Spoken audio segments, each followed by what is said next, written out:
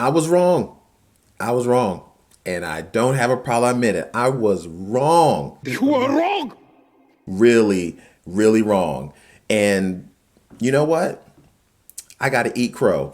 But you know, you guys out there were the ones that really made me realize how wrong I was. But before we do that, thank you guys so much for watching. If you made it this far, please don't forget to like the video and subscribe to the channel.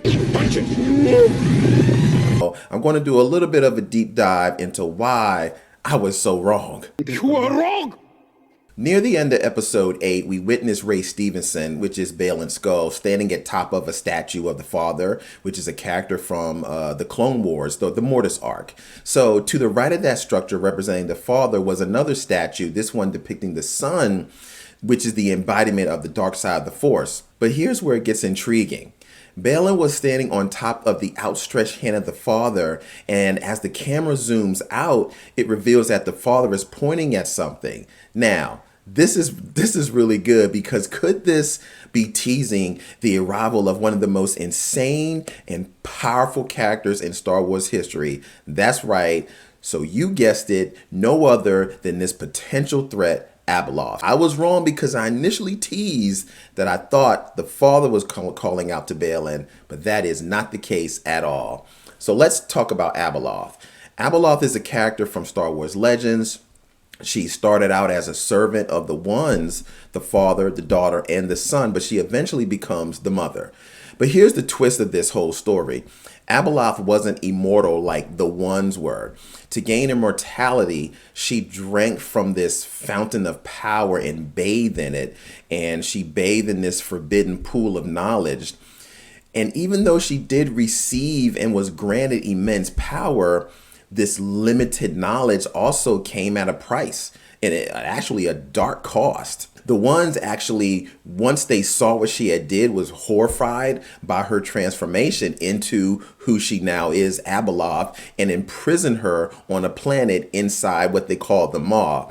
Now, I think that this is the planet that they imprison her in. However, once the Ones perish during the Clone Wars, because they died at the hands of Anakin, this is where it really starts to get kind of intriguing, because now that they perished, could that hold the power on Abeloth now start to turn her way, where she is now starting to call out to someone? So, just in case you know, Jacen Solo unintentionally awakened Abeloth in Legends, leading to her escape and her reign of terror on the galaxy. Eventually, she did kill Luke Skywalker. Her return remained a constant suspicion, so no one ever really knew what happened to her. So how could Abeloth be now entering Star Wars canon? If there is ever an opportunity to do that, now is the time. And when Baylan stood on top of that outstretched arm of the father's statue, he seemed to be looking towards a specific direction. You know, could the statue be pointing at Abeloth's current prison? Is Baylan unknowingly headed towards there to unleash her? I mean, this really could be a strong possibility, because just as Jacen Solo unintentionally awakened Abeloth in Legends, perhaps a disturbance in the Force caused by the Great Mothers, Thrawn, Ezra, Sabine, Ahsoka, Baylan, and Shin, could be awakening her. I mean, Baylan mentioned that something is calling to him. Could it be Abeloth's voice? Especially since the father and son are dead. They're no longer there. And I mean, honestly, Thrawn really wants to get off Peridea. There's really something that he's afraid of that why he wants to get off Peridea so bad. And trust me, Abeloth, if she is released, that would be one of the most powerful Force entities ever in the Star Wars universe ever. So even though we always thought Thrawn was going to be the big bad, it really could be Abeloth. But why is Peridea seemingly a wasteland? This could explain that. Abeloth's power could be the answer, destroying everything that it touches, because you really think about it, there really is nothing out there. So could Abeloth terrorize the Mandoverse? But I'll call it the Filoniverse.